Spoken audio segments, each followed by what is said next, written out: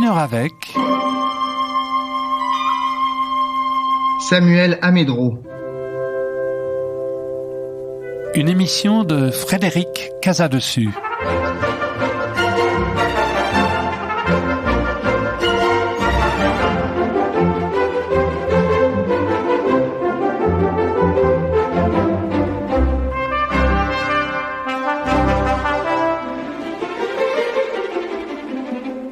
Bonsoir à tous. Lorsque vous entendez parler du protestantisme français, vous pensez bien évidemment aux Cévennes, à l'Alsace, parfois à la Normandie, terre protestante célèbre au-delà même de la famille protestante. Pensez-vous au Terril, au Coron, au nord de la France ? Pas toujours. Eh bien pourtant, nous recevons un protestant du Nord, Samuel Amédro, président de l'Église protestante unie de France d'Île-de-France, qui a la gentillesse de nous consacrer une heure d'émission pour parler bien sûr du protestantisme, mais avant tout pour parler de lui. Bonsoir Samuel Amédro. Bonsoir Frédéric. Petite question en préambule, diriez-vous que vous êtes un protestant des confins ? Alors, qui a grandi dans le Nord sait qu'il fait partie des confins, parce que quand il est protestant, dans mon lycée de Condé-sur-Escaut, j'étais le seul protestant. Il n'y en avait pas d'autres. On avait 2000 élèves, un protestant. Et alors, les copains qui s'appelaient Rachid, Mohamed et c'est mes copains de toujours, c'est incompréhensible. Tu vas t'occuper tu vas dans un temple, mais qu'est-ce que c'est que cette histoire ? Et ça leur semblait vraiment farfelu. J'étais un farfelu au milieu de ces copains. Alors, vos camarades de classe étaient eux-mêmes des nordistes des confins, d'ailleurs, soit dit en passant. Ah, tout à fait. Mais on avait un sentiment d'ailleurs d'être tout à fait à part, on n'est pas tout à fait dans le vrai monde des autres gens. On était alors moi j'ai grandi à la frontière belge, dans le jardin de mes parents. Il y a une rivière qui s'appelle l'Onnelle, de l'autre côté de l'Onnelle, c'est la Belgique. Alors j'ai grandi là à la frontière vraiment. Je suis un homme de la frontière et donc du passage, j'ai passé ma jeunesse à passer la frontière et du coup je me sens assez bien européen. Je j'ai pas de problème à rentrer dans un avion, d'aller ailleurs. Le confin est au centre pour moi. Alors, Samuel Amédro, restons 2 minutes dans le nord de la France, si vous voulez bien, parce que nos concitoyens, sans doute du fait de l'humoriste Danny Boone, mais pas seulement, se font des gens du Nord des idées, j'allais dire un peu toutes faites, bien sympathiques, mais pas toujours justes.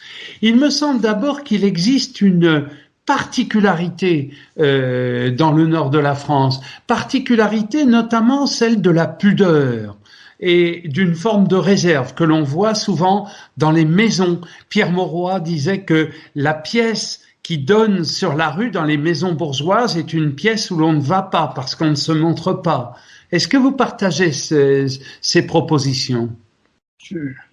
Alors, je confonds ça d'ailleurs un peu avec le protestantisme. Je ne sais pas de ce qui est du protestantisme ou du Nord d'être dans le pudique. J'ai grandi dans une famille réformée, protestante, tout ce qu'il y a de plus classique, mais je n'ai jamais vu trop mes parents prier, ça ne se fait pas trop.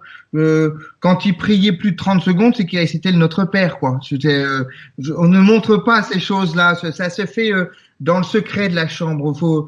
Les démonstrations excessives de piété nous mettent mal à l'aise. Et voilà.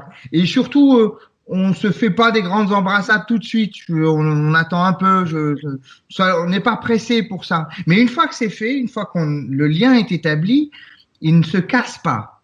Il ne se casse pas. Il ne se rompt pas. Et donc la pudeur se lie avec une vraie fidélité. Je pense que les deux se répondent l'un à l'autre. Terre de combats sociaux, le Nord passe pour une terre d'extrême laïcité, alors qu'on peut rappeler à nos concitoyens que c'est d'abord une terre très catholique et que le socialisme y est teinté de catholicisme. Oui, oui, c'est une terre socialiste. C'est vrai pour les combats. Alors, je reviens à mon grand-père. Mon grand-père ouvrier aux aciéries du nord de la France, Raoul. Et Raoul disait, Jésus a dit qu'il fallait s'occuper des pauvres. Qui s'en occupe? Ce sont les communistes. Donc, je vote communiste. Et vous voyez, ce raccourci-là correspond bien à l'état d'esprit du Nord, où on est chrétien, mais on est chrétien social. Et un évangile qui ne transforme pas la vie des gens, c'est de le Sherlock, comme on dit dans le Nord. Traduisez quand même pour les auditeurs de fréquence. Comment on dirait aujourd'hui, l'expression serait le pipi de chat. C'est de... Voilà. Ça n'a pas de consistance, ça n'a pas de goût, ça n'a pas de valeur, c'est fadasse. Voilà. Terre donc d'engagement spirituel et bien sûr social. Avez-vous grandi? Alors vous parliez de votre grand-père ouvrier. Vos parents étaient-ils ouvriers eux aussi, ou bien y avait-il ce que l'on appelle chez les sociologues une ascension sociale? Ah oui, c'était très important. Ma grand-mère a dit à ses enfants, donc là, mes oncles et tantes, vous allez dans l'éducation nationale. Vous serez jamais au chômage. Et du coup, monter dans l'ascenseur social, c'était rentrer dans la fonction publique. Et donc, j'ai eu un papa instituteur et mes oncles étaient assez facilement professeurs. Donc, moi, donc un instituteur de la laïque qui portait les gens, etc. Et alors, le summum, moi, c'était de devenir médecin. Voilà, c'était le grand rêve de mon père. Que après lui, donc voilà, l'ouvrier devenait instituteur, l'instituteur faisait des enfants médecins ou avocats. C'était le summum. Comme dans les familles juives, hein, la mère juive qui dit tu seras docteur ou avocat. Exactement. Et donc du coup, je suis celui qui a mal tourné dans la famille. Je suis devenu pasteur, quoi. Mais attendez, vous soignez les âmes, on a dû vous le dire souvent. Oui, mais c'est une blague de ma grand-mère. Il y en a un qui a mal tourné, il est devenu pasteur. Ah, d'accord. Alors, justement, c'était une blague. Bien sûr, évidemment. Mais le protestantisme était ancré dans la famille en même temps que le sens du combat, de la justice sociale et du service public. Ah oui, des deux côtés. Du côté de ma mère, du côté de mon père, c'était le même ancrage dans un protestantisme populaire, réformé populaire qui venait du 19e siècle, des méthodistes anglais qui étaient venus évangéliser le nord de la France et qui est allé donc dans les corons, dans les quartiers mineurs. Vous avez des gens comme Henri Nic à Fivelil, des gens comme ça qui ont porté le protestantisme populaire et en même temps que le combat social et que le combat syndical. Et du coup, beaucoup de protestants étaient très engagés dans ce combat-là. De ce que j'ai connu. C'est important de le dire parce qu'on sait que en se déplaçant vers l'Est, le protestantisme est moins social. Et pour dire les choses un peu crûment, le patronat protestant de l'Est de la France n'était pas toujours aussi social. Donc, est-ce qu'on peut dire qu'il y a là un rapport minorité-majorité qui se jouait aussi? Un rapport de minorité. Le patronat était catholique dans le Nord et le patronat était catholique et paternaliste et était vu très à distance. Hein. Les patrons faisaient partie des gens qu'il fallait combattre, qui portaient. Mais c'était plus parce qu'il était patron que parce qu'il était catholique. Oui. Soyons clairs. Oui. Soyons clairs. Du coup, voyez, moi, j'ai vécu. J'ai souvenir de la victoire de 1981 comme étant une explosion de joie, y compris dans l'église. J'ai un souvenir assez étonnant de jeunesse sur ce point-là, parce que c'était la revanche des petits. Les petits, enfin, on en parlait. Enfin, les petits étaient. Vous voyez, c'est le cœur de l'évangile. Hein, c'est enfin les petits étaient à la première place, avaient une possibilité de dire quelque chose et de prendre la parole dans l'espace public. Il y avait une sorte de reconnaissance enfin de la vérité qui pouvait être dite. Et ça, j'ai été très marqué par ça. Et du coup, c'est peut-être à la source d'ailleurs de mon engagement comme pasteur, c'était d'essayer de connecter avec mes copains, Rachid et Mohamed dont je parlais tout à l'heure, pour leur expliquer que l'évangile parlait strictement à ce qu'ils étaient en train de vivre, que c'était vraiment ce qu'ils étaient en train de vivre correspondait à ce que je croyais. Mais du coup, j'avais pas les mots à l'époque pour le faire. Hein. J'ai appris, je suis allé faire des études pour ça, mais oui. j'avais pas les mots. On va en dire un mot, évidemment, après, plus qu'un mot. Mais si vous me le permettez, restons 2 minutes en mai 81, parce que le Nord était une terre de gauche, mais de gauche démocratique. Même les communistes étaient insérés dans un espace commun qui était quand même démocratique et non soviétique ou stalinien, comme ça vous pouvait être le cas dans la périphérie de Paris, ce qu'on appelait la banlieue rouge. Ah oui, ça c'est très important. J'ai grandi dans une mairie communiste et il y avait vraiment une discussion, une conversation, alors qui se faisait au bistrot. C'était un lieu social de l'estaminet, le troquet. C'était vraiment, c'était un lieu social d'élaboration de la communauté humaine. C'est là où se forgeaient des consciences politiques fortes. Mais en même temps, c'était de la démocratie en termes de conversation, de discussion, d'élaboration de la pensée commune, par la confrontation de la discussion. Et le communisme était en plein dans ce lieu-là. Pour nous, les communistes, ça n'avait rien de soviétique. C'était ceux qui s'occupaient de donner la parole à tout le monde. Et puis, au-dessus, président du conseil régional pendant quelque temps et surtout maire de Lille, Pierre Mauroy, qui est donc devenu Premier ministre et qui a, je le dis au passage quand même, parce que c'est une figure un peu oubliée aujourd'hui ou traitée avec condescendance, jusqu'en 2002, et y compris pendant la campagne présidentielle de Lionel Jospin, rappelé que ouvrier, ça n'était pas un gros mot et qu'il fallait s'occuper des ouvriers. Hein. Oui. Et malheureusement, le protestantisme français l'a oublié et on a de moins en moins d'ouvriers dans notre Église et c'est dommage. Et je pense que il y a une évolution sociologique qui nous a fait perdre ce contact-là que je regrette beaucoup. Et du coup, le relais a été pris dans les milieux, disons, évangéliques et pentecôtistes.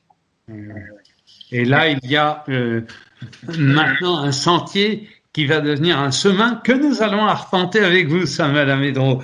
Comment devient-on pasteur quand on est fils d'instituteur? Par la lecture?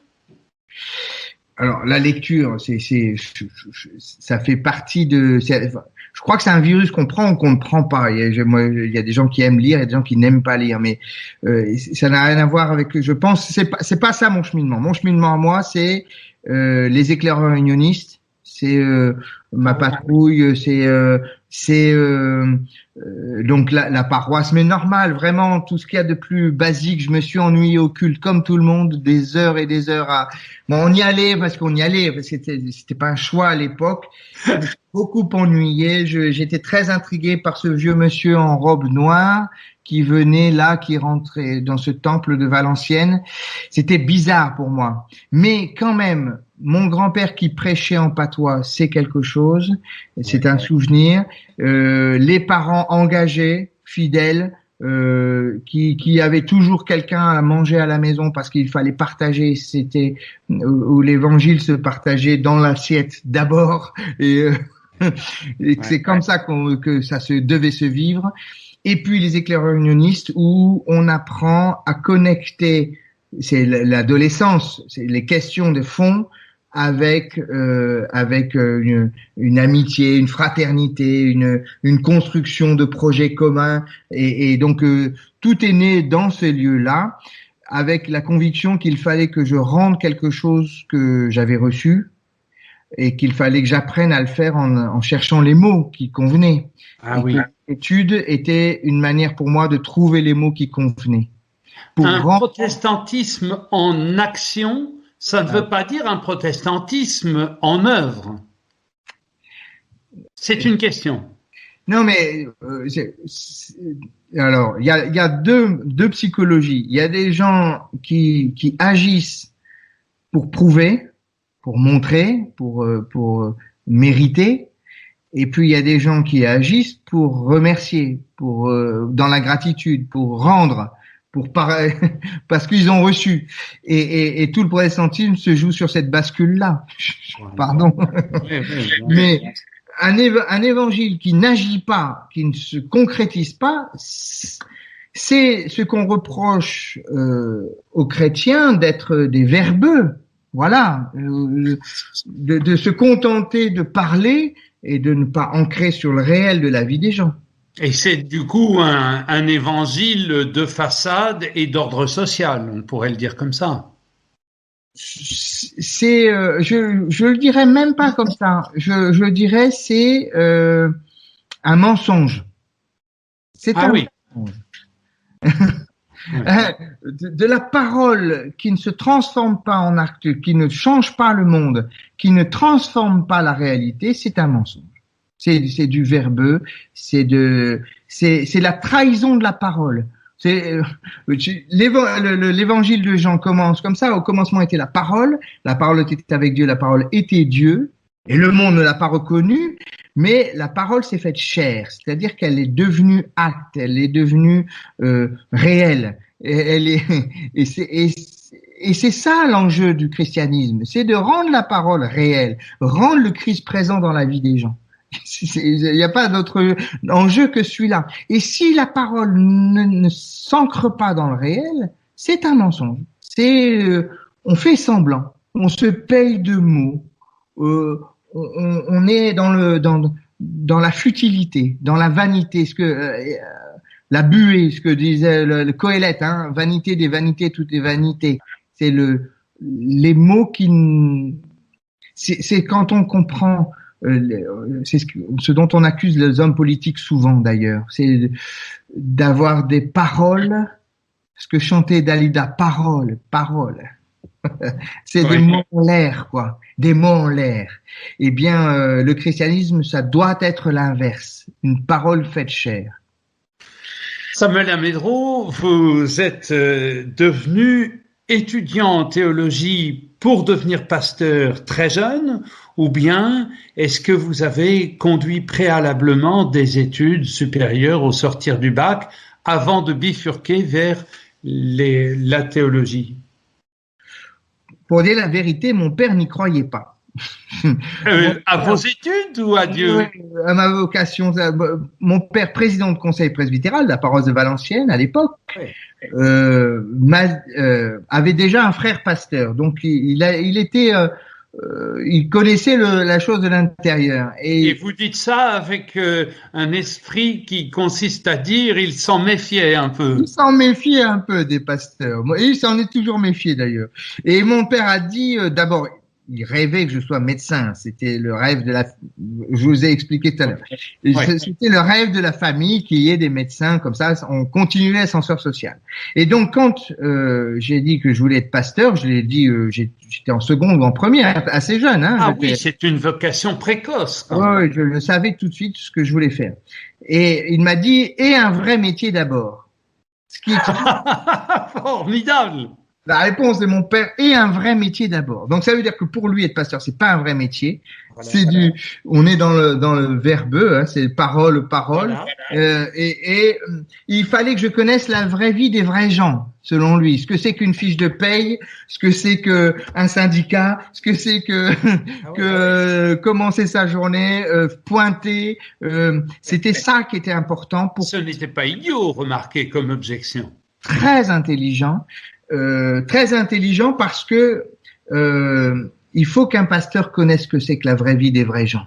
Sinon, il parle dans le vide, je crois. Et du coup, il m'a dit... Transmettons à quelques-uns auxquels nous pouvons songer. Continuez, Samuel. Je ne parle de personne, je ne désigne... Mais donc mon père dit fais autre chose et apprends quelque chose d'abord. Et je me suis dit quels sont les diplômes vite faits, bien faits, parce que à l'époque j'étais obéissant. À l'époque, je suis moi aujourd'hui. Quels sont les métiers facilement accessibles en peu de temps? Parce que je vais pas y passer. Je dis je vais pas faire médecine, c'est trop long. Je veux être facile. Donc j'ai passé les concours infirmier, kiné, laborantin, toutes ces choses-là, et j'ai pris celui où on devait le moins travailler, c'est-à-dire que j'étais infirmier. Ah, et donc, mais alors, infirmier, ça doit être. Là, vous étiez plongé au cœur et voilà. du réacteur humain. Exactement. Donc j'ai été infirmier. Mon premier métier, c'était être infirmier, et ce qui m'a permis de me payer mes études de théologie d'ailleurs, parce que personne m'a financé quoi que ce soit. Du coup, je me suis marié, j'ai eu des enfants, donc j'ai fait mes études en étant infirmier. Je travaillais la nuit comme infirmier. J'étais la faculté la journée, et puis le week-end, je faisais du scoutisme. Donc j'ai une jeunesse assez mouvementée. Mais quand dormiez-vous, mon pauvre Samuel? Mais c'est comme ça, c'est des choses qu'on fait quand on est jeune, qu'on fait plus après. Maintenant, j'en serais bien incapable aujourd'hui. Mais à l'époque, le feu sacré au ventre, mais la passion, moi je suis un homme passionné, donc quand j'ai envie de faire quelque chose, je le fais. Mais ça m'a permis, en étant infirmier la nuit, de ne pas être piégé par le rush de la technique. Je pense que les infirmières qui travaillent la journée sont prisonnières d'un rythme de travail tel qu'elles n'ont pas le temps matériellement de s'arrêter à l'humain. Et elles sont prises donc dans l'obligation de faire de la technique pour que ça avance, parce qu'il y a le travail à faire. Étant infirmier de nuit, d'abord ça m'a permis de lire pas mal. Je pouvais lire la nuit, mais ça me permettait de passer avec les personnes une fois que les visites sont terminées, que les programmes télé sont terminés et que l'angoisse de la maladie remonte. Et j'ai appris mon métier de l'écoute, de la souffrance, de la solitude, de l'angoisse, de l'inquiétude, de la mort. Je l'ai appris là, au pied du lit, quoi, en écoutant les gens, parce que il y a deux solutions quand on est infirmier la nuit, ou bien c'est porte ouverte sur le Rohypnol et les médicaments qui font dormir, ou bien on écoute, on discute et et l'humain prend toute la place. Et j'ai beaucoup aimé ce travail. Vous venez de répondre à la question que j'allais vous poser, dans quelle mesure ce métier vous a-t-il éclairé pour être pasteur? Vous venez de le dire, c'est la question de l'écoute. Est-ce que vous diriez aussi que la confrontation avec les contraintes quotidiennes vous a permis de non pas de relativiser, mais de mettre à distance les duretés de la mission du pasteur? Ça me parle tous les jours, ça. Cette question-là me parle tous les jours, parce que je trouve qu'un certain nombre de collègues qui ne connaissent pas la vraie vie des vrais gens pleurnichent un peu trop sur leur propre sort, et que quand même, vu comment nous sommes logés, comment personne ne vient nous questionner sur notre journée, comment on organise ce que nous avons à faire, le salaire qui tombe tous les mois, quoi qu'il arrive, la liberté totale de choisir ce que nous allons faire ou pas faire, etc., dire ou ne pas dire. Mais il n'y a pas d'autre métier sur Terre qui l'offre. Je ne connais pas d'autre situation sans contrainte avec autant de liberté que celle-là. Les contraintes, elles existent dans le ministère, mais oui, quand même, il faut regarder ce que vivent les autres. Ça relativise beaucoup de choses. Ne cesse que de ne pas avoir de chef ou de sous-chef au-dessus de notre tête, ou que le grand patron soit tellement sympa qu'il ne regarde pas nos horaires. Je pense qu'il faut relativiser énormément ce que l'on vit. Mais ce que m'a appris mon métier d'infirmier, que c'est aussi une confrontation à la mort et à la souffrance des gens qui perdent des proches. Et je suis une vraie éponge à émotions dans ces cas-là. Je pense que c'est l'endroit où j'ai toujours été le meilleur, c'est dans les enterrements. C'est d'accompagner les gens. Je ressens de l'intérieur ce qu'ils vivent. Parce que j'ai fait des toilettes mortuaires. J'ai un souvenir quand j'étais jeune, je travaillais dans une clinique à Marseille, une clinique de nuit. Et j'étais seul infirmier avec une vieille aide-soignante au bord de la retraite qui en savait 10 fois plus que moi pour 80 patients. Donc 2 services de médecine, un service de chirurgie. Donc un infirmier, une aide-soignante. Pas de médecin sur place. Et le médecin, l'interne couvrait 3 cliniques avec un bip. Donc on l'avait au téléphone de temps en temps, mais on se confrontait soi-même à la réalité. Vous voyez ça?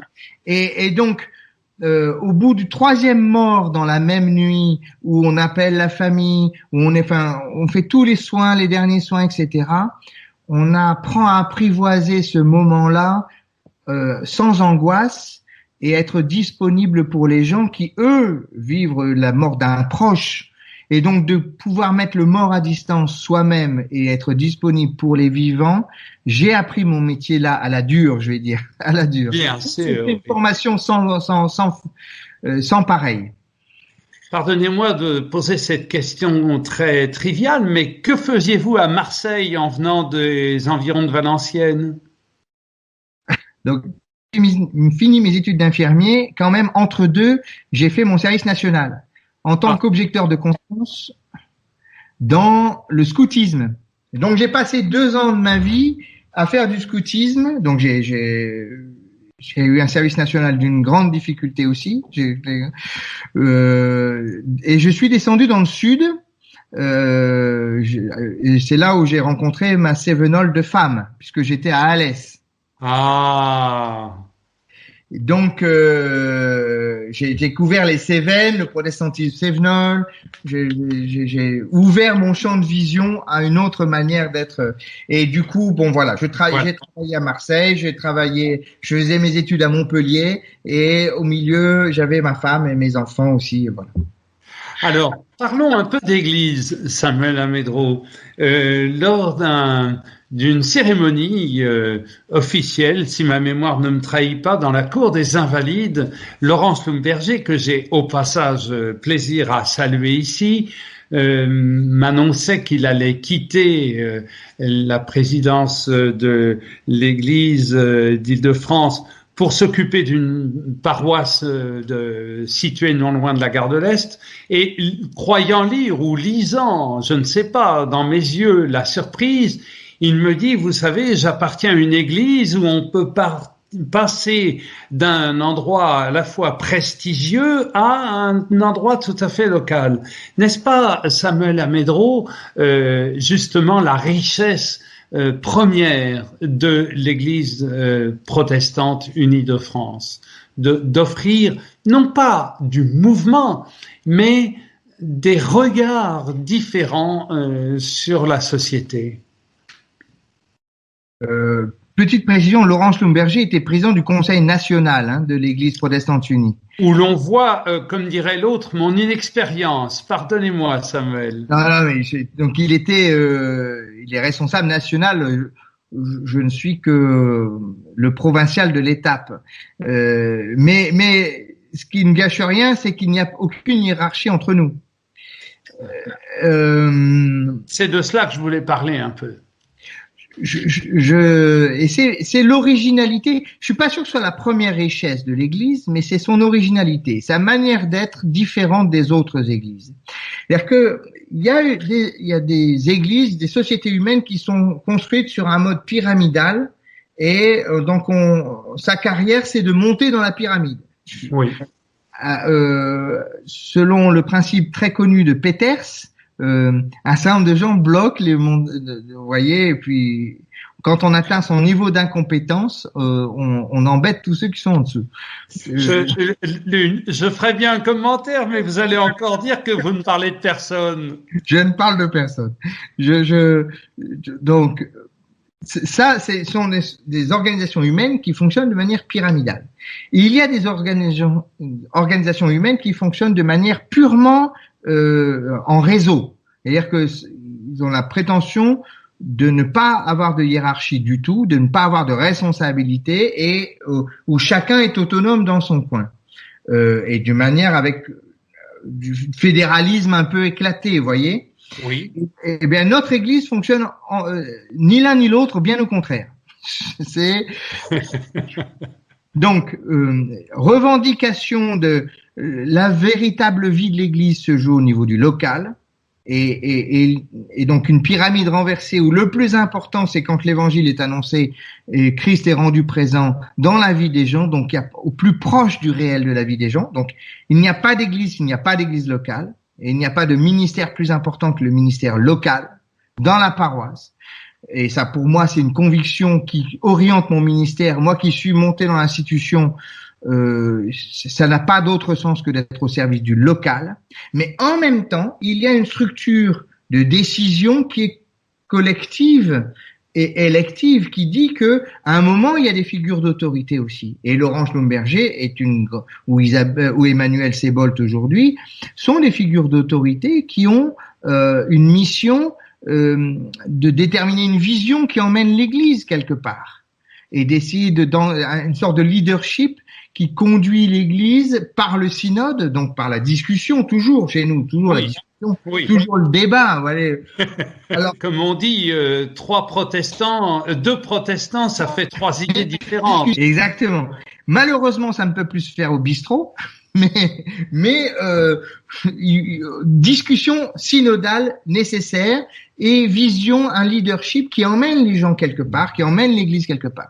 Et vous voyez, c'est dans cette articulation le plus important, c'est le local, c'est l'annonce de l'Évangile dans la vie des gens au plus proche du réel, mais une vision commune d'un corps qui avance ensemble et qui, par la discussion, par le discernement, par la prière, par le charisme des uns et des autres aussi, et on parlait de Laurent, il y a des gens qui ont du charisme comme ça, qui font, on pouvait parler de Marc Bugner en son temps, voilà, il y a des grandes personnalités comme ça qui nous emmènent quelque part. Et c'est important que l'Église se laisse guider aussi par des inspirations personnelles, et c'est possible aussi cela. C'est dans l'articulation des deux que ça se joue. Oui, il est important aussi, alors les auditeurs de Fréquence Protestante le savent, mais de se dire que, en effet, le débat n'est pas la discorde et que la variété des opinions n'est pas la division du monde protestant. Alors, c'est peut-être ça qui nous différencie de nos amis musulmans en ce moment. Vous savez peut-être que j'ai, dans mon ministère, vécu 6 ans au Maroc, oui, comme président de l'Église évangélique au Maroc, donc j'ai fréquenté l'islam de très près. Et il y a dans l'histoire des musulmans un événement qui est traumatique majeur qui s'appelle la grande fitna. En fitna en arabe, ça veut dire la discorde. Qui après les 4 grands califes bien nommés, bien conduits, c'est déchiré, l'islam naissant s'est déchiré dans des guerres intestines qui a failli lui coûter sa survie. Et donc, il y a dans l'imaginaire musulman, depuis ce jour, la peur de la discorde et la peur du débat comme étant possiblement un lieu de déchirure et de fracture et de guerre et de disparition. Et donc, la Oumma dans l'imaginaire musulman doit rester unie et doit se prémunir de toute fitna possible, de toute discorde. Nous avons dans le protestantisme une autre histoire. Et c'est important de faire de l'histoire. Le protestantisme est né de la discorde, puisque nous avons apporté la discorde au sein du christianisme par la réforme. Et nous avons assumé la part de dissensus que nous apportions au sein du christianisme, et il a fallu tenir bon dans ce dissensus. et garder sa propre originalité, pour employer. Et nous avons pu survivre dans le dissensus. Et donc nous avons cette connaissance de la possibilité de débattre, et de discuter, et même de dire que nous ne sommes pas d'accord, tout en continuant à vivre. Et ça, c'est la marque du protestantisme, d'organiser un dissensus, une engueulade magistrale, tout en étant ensemble reliés. Alors, on se débat aujourd'hui beaucoup dans les débats entre les libéraux et les attestants. Pardonnez-moi, mais c'est de cherloute, encore une fois. Maintenant, nos auditeurs comprennent. C'est du pipi de chat face à ce qui s'est passé fin 19e, début 20e entre les libéraux et les orthodoxes, où les débats étaient d'une violence bien plus importante et bien plus profonde que ce qu'on peut vivre aujourd'hui. Donc, n'ayons pas peur de la discussion. Seul le faible a peur de discuter. Et la dispute est saine, elle ne vaut pas rupture ou brisure. Au contraire, elle fait. Alors, je sais pas si vous avez lu François Julien, qui fait philosophe de haut niveau, un peu au-dessus de mes capacités, mais enfin. Non, il a une pensée qui est absolument déterminante aujourd'hui. Quand il dit que défendre une position est le degré zéro de la discussion. Défendre son avis, le degré zéro de la discussion, c'est que la véritable discussion commence dans la pensée de l'écart, de la distance. C'est je sais ce que je crois, ce que je pense, voilà ce que je pense. Et c'est ça la pensée de l'écart, la pensée de la distance, de ce chemin entre toi et moi qui peut être fructueux.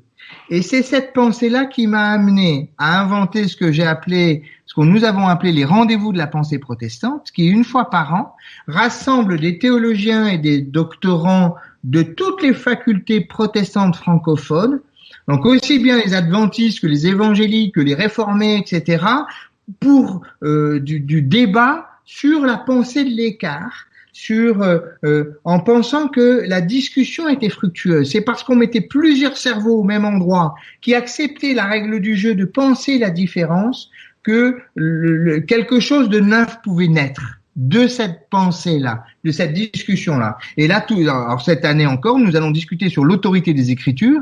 Et quand on sait que il y a des gens de Vaux-sur-Seine, d'Aix-en-Provence, de Collonges, de Strasbourg, de Montpellier, de Lausanne, de Genève et de Bruxelles, qui se rassemblent au même endroit de toutes ces facultés de théologie protestante, qui n'ont rien à voir ensemble d'habitude, et que pour la première fois, tout le monde discute au même endroit en même temps, sur le même sujet, eh bien, croyez-moi qu'on n'a pas peur du dissensus et de la discussion.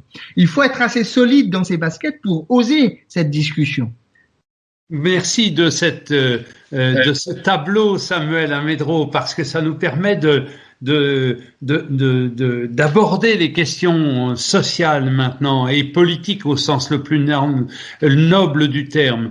Il me semble qu'en effet, bon nombre de Français voient le monde protestant aujourd'hui comme divisé en deux, en gros, les luthéro-réformés d'une part et les évangéliques de l'autre.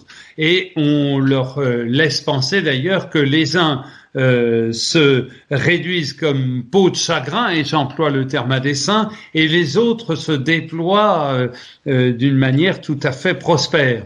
Alors, je crois que vous avez planté le décor qui nous permettra de casser allègrement ce cliché. Oui, c'est une facilité de penser. Voilà. Et d'ailleurs, je dois dire aussi que ça permet aux uns et aux autres de jouer leur partition, parce que les protestants eux-mêmes rentrent dans le cliché. Il faut dire qu'aucune religion ne guérit de l'humanité et de ses failles, hélas. Oui, je pense que même ça arrange un certain nombre de mes coreligionnaires luthéro-réformés sont satisfaits de prendre leur distance vis-à-vis du monde évangélique en disant pas nous. Ouais, c'est surtout les méchants, c'est eux, les dangereux, c'est eux. Et nous, on est quand même et on est très différents. Et on est dans le camp du bien au fond, tout en disant non, on ne veut pas, comme on dit, ramener notre fraise, mais enfin. Et de l'autre, à l'inverse, ça se joue en miroir. Un certain nombre d'évangéliques disent « Oh là là, ils sont en train de disparaître et le pouvoir est à notre tour. C'est à nous de prendre le pouvoir maintenant parce que c'est une histoire terminée, moribonde. » Et ça les arrange de penser ça. Et chacun joue la partition qui est la sienne et qui est une partition fausses. Ce sont des, la raison de dire, ce sont des clichés, c'est de la facilité de penser. Oui, voilà, c'est de la pensée toute faite qui ne correspond pas au réel. Pourquoi? Parce que toutes les églises sont traversées par ce double héritage de la modernité et de la tradition. Et il faut qu'on joue dans cette catégorie-là et qu'on articule les deux. Je me souviens de vous avoir un jour entendu dire, c'est bien connu, nous n'avons pas d'idole ni de pèlerinage, mais enfin on a la route Stevenson, le musée du désert, etc., etc. Bien sûr. Et nous allons faire nos génuflexions à l'Assemblée du désert une fois par an. Avec des patogas et des jolies voilettes pour les dames. Voilà. Et ça permet de voir tous les copains. D'ailleurs, on y va avec plaisir. C'est un pèlerinage joyeux. Voilà. Mais c'est vrai, on fait semblant, on se joue le sketch de. Bon, si on est un peu sérieux, on s'aperçoit que la traversée de chacune de nos traditions se joue dans la diversité aussi, se joue dans la nuance. L'Église réformée, dont je fais partie, je parle en ancien franc, parlant d'Église réformée, mais l'Église protestante unie de France est la résultante de 4 traditions de pensée théologiquement vivantes. Il y a une tradition libérale qui dit « je veux rendre compte de ma foi avec intelligence, je veux rendre raison de ma foi, et je ne peux pas faire le sacrifice de mon cerveau quand je rentre dans un temple ». Et c'est très important de donner du crédit à cette manière de penser. Et il y a la tradition, qu'on va dire, du christianisme social qui dit, dont je suis issu, qui dit le christianisme qui ne s'incarne pas dans le réel, qui ne transforme pas le monde, est un mensonge. Il y a la tradition du christianisme orthodoxe qui dit la souveraineté de Dieu que Calvin nous a mis sous les yeux ne doit pas prendre le dessus sur nos images et notre théologie. Le plus important, c'est d'annoncer la présence de Dieu et de se mettre à genoux devant lui. Et puis il y a une tradition piétiste qui est quasi mystique, qui a donné aussi dans lequel on peut se reconnaître dans le christianisme, dans le charismatique, etc., évangélique, qui dit le plus important c'est l'événement de la foi qui me transforme moi, qui me change personnellement, qui me donne sens à ma vie, de rencontrer le Christ vivant dans ma vie, change tout, change ma vie. Et c'est notre Église est le fruit de ces quatre familles, et si on en oublie une, la chaise est bancale et on se casse la figure. D'accord. Donc voilà un tableau qui nous dit que chaque famille qui compose la famille protestante doit aussi tenir compte de l'autre. A besoin de l'autre. A besoin. Sinon, elle se casse la figure. Je veux dire, quand le pentecôtisme joue dans sa pente naturelle qui est d'oublier l'intelligence de la foi, il se discrédite face au monde, il se discrédite. Et quand le libéralisme joue dans sa pente naturelle qui est de maîtriser Dieu par sa rationalité, il se discrédite tout autant. Et il faut qu'on joue ensemble, parce que l'un corrige l'autre. Et c'est cette pensée de l'écart, je reviens à François Julien, mais on est dans cette pensée de l'écart où on a besoin de l'autre pour que le chemin de l'un à l'autre devienne fructueux. Samuel Amedro, nous vivons dans une société où la pensée de l'écart tourne à la prise de distance extrême et où finalement les tensions les plus fortes s'expriment parfois par la violence et le crime. Alors, le dialogue interreligieux, comme on dit, pour évoquer les relations entre chrétiens et musulmans, musulmans et juifs, juifs et chrétiens, ce dialogue est aujourd'hui... justement, tiens, comment faudrait-il le qualifier, ce dialogue ? Peut-être ne faut-il pas le qualifier, mais l'aborder de front avec à la fois ses richesses et ses faiblesses. Les généralités sont toujours dangereuses. Et c'est très compliqué de dire le dialogue. Il y a des dialogues. D'accord. Et il y a des rencontres humaines qui prennent du sens et qui font dialogue. Dans un océan d'hostilité réciproque, il y a des foyers de dialogue. Ah oui. Non, ça c'est important de le dire parce que là vous n'êtes pas béni. Oui, on entend parfois des gens dire pas d'amalgame, etc. Tout va bien, discutons, etc. Vous n'êtes pas parti sur ce chemin-là. Ah, pas du tout. Je veux dire, les grands salopards sont là. Pardon, je vais le dire crûment. Le danger est bien réel et quand l'État se préoccupe de préserver la paix civile en mettant à distance, en essayant de traquer le loup dans la bergerie qui est déjà dans la bergerie, il est dans son rôle le plus nécessaire et que nous avons à soutenir l'État dans ce travail-là, tout en gardant notre vigilance pour améliorer les choses, pour corriger que chacun soit dans son rôle. L'État traque les méchants. L'État n'a pas à faire du dialogue, c'est pas son rôle. C'est pas son rôle. L'État doit traquer les méchants et il doit bien le faire. Et nous avons à parler, nous avons à mettre de l'histoire et du temps long là-dedans. Parce que le grand danger actuel et le grand risque de l'État, je pense, c'est l'essentialisation de l'autre, qui dit, qui massifie les gens en disant les catholiques sont, les protestants sont, les musulmans sont ou les juifs sont.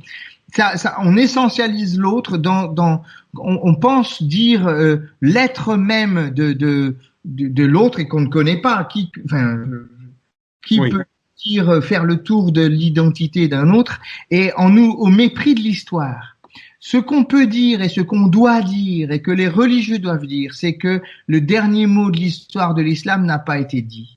Et donc l'évolution est possible et que le traitement est possible et que l'aide est possible et que on peut donner encore du temps au temps. Vous voyez la parole magnifique de Jésus quand il dit avec le figuier stérile, quand le figuier stérile, le maître veut le couper et le jardinier lui dit mais laisse encore du temps, je vais m'occuper de lui.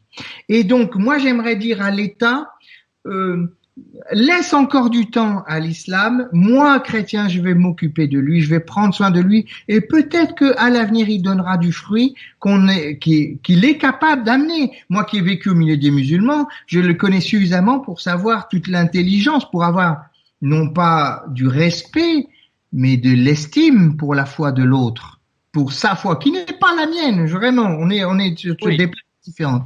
Mais j'ai de l'estime sur la foi des musulmans que je connais de l'intérieur et que il est possible d'avoir le dernier mot sur l'islam n'a pas été dit. Et qu'il faut, comme le dernier mot sur le christianisme, le protestantisme n'a pas dit son dernier mot, le catholicisme non plus. Et du coup, notre travail, c'est de remettre de l'histoire, de remettre de la durée. Je n'avais pas l'intention de vous faire parler de la loi, c'est vous qui l'évoquez, mais à partir de votre expérience personnelle, ce qui est plus intéressant, la loi qui se prépare contre le séparatisme provoque un grand nombre de prises de parole, d'alerte, je dirais, notamment de la part de François Claveroli. Donc, quelle est votre position? On entend des catholiques dire qu'il s'agit carrément d'une constitution civile pour le clergé. Ça me paraît un peu excessif tout de même, non? Alors, je vais me permettre d'essayer de faire un peu de nuance dans ce débat très tranché. Je suis mal à l'aise avec des religions qui dénoncent et qui contestent. Je suis mal à l'aise avec la posture de dénonciation prise, qui ne tient pas compte de la nuance. La nuance voudrait dire que